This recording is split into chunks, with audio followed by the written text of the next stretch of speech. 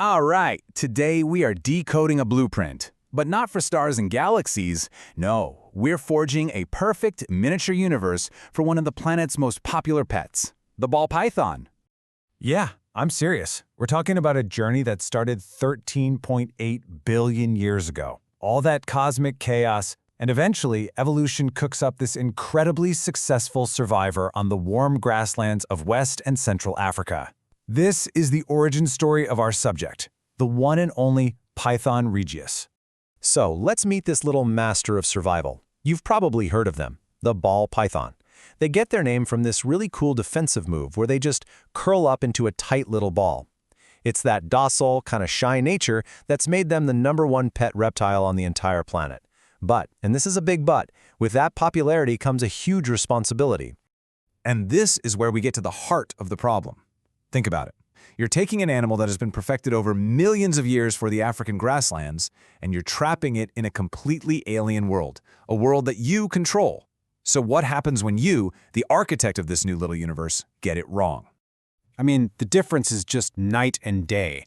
In the wild, a ball python has these secure little burrows to hide in, a stable, tropical climate. It's everything it needs.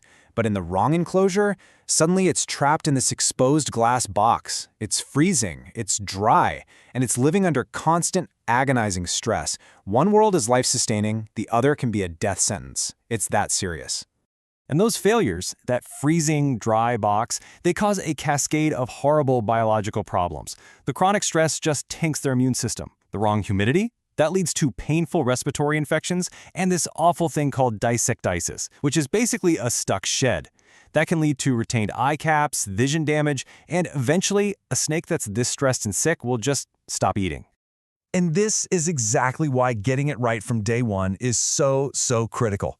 Look at that number. A ball python can live for 20, even 30 years. This is not a short-term pet. This is a multi-decade commitment to maintaining a tiny, perfect, balanced universe. Okay, so that's the scary part. But here's the good news, and it's really good news. There's a reason this snake is called the ultimate beginner species. You can absolutely do this. Success is totally achievable as long as you follow the blueprint. So, let's dive in. Let's look at the schematics for forging their universe the right way. First things first, the enclosure. The box itself. For an adult, you're looking at a minimum size of 4 feet long by 2 feet wide by 2 feet tall. And listen, the material really matters. PVC is the way to go. Why? Because unlike a glass tank, it's a beast at holding on to the two most critical things, heat and humidity.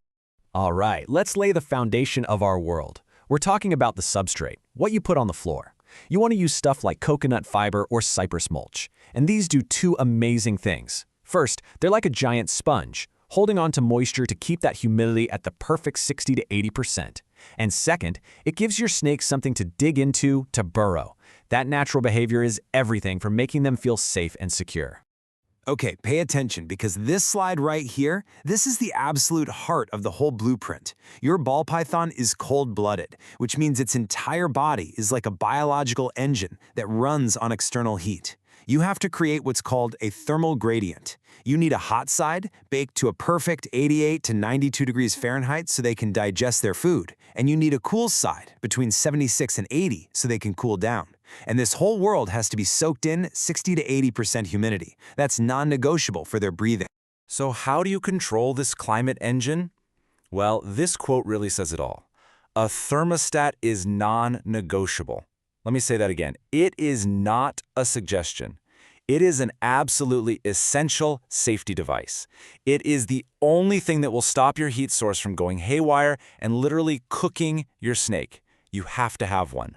So, let's talk about installing the life support system. It's actually pretty simple. Step 1. Get an overhead heat source that doesn't produce light, something like a deep heat projector or a ceramic heat emitter. This is super important for their day-night cycle. Step 2. You plug that heater directly into your thermostat. Step 3. You place the thermostat's probe right where you want the basking spot to be. And finally, Step 4. You use a separate digital thermometer and hygrometer to double-check and constantly monitor that your temperatures and humidity are perfect across the entire enclosure. Okay, the world is built, the climate is dialed in, there's just one thing left to do. We need to fuel the engine. So let's talk about feeding. And the good news is, this part is incredibly straightforward. It's super simple, really, and it's all based on their age. When they're tiny little hatchlings, you're feeding them a small frozen thawed mouse every 5 to 7 days. As they get a bit bigger, into that juvenile stage, you can stretch that out to every 7 to 10 days. And once they're full-grown adults, they'll move up to a properly sized rat every 10 to 14 days. See? Easy. And there you have it. That's the whole thing. The complete blueprint for creating a perfect, life-sustaining universe inside a box. The schematics are clear, the science is totally proven, and the stakes? A 30-year lifespan.